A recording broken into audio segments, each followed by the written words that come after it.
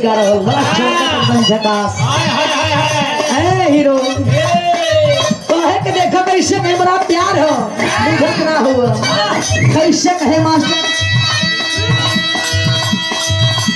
cinema के दिल हम भटकता तोहरे पजा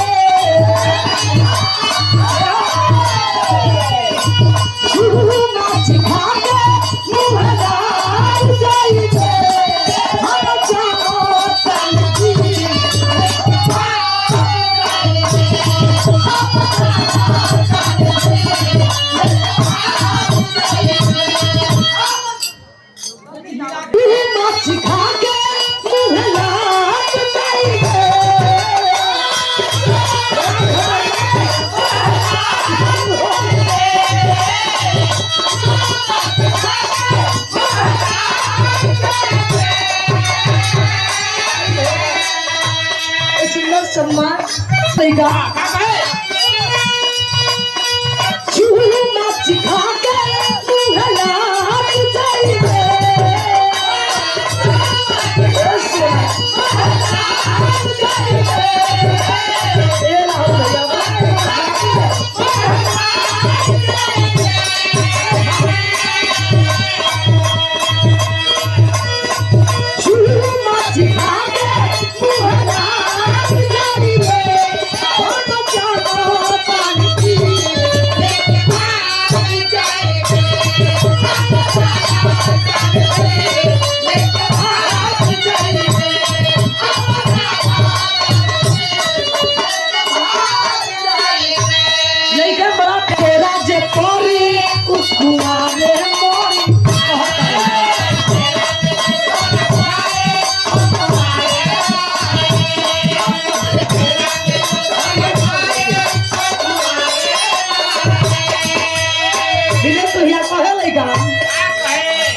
छोड़ी पतई जे चाही सीधा भूले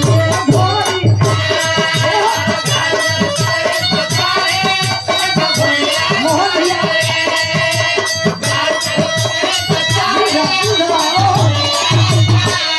लड़की तो हटिया देखा अरे कहले पारो जादू बने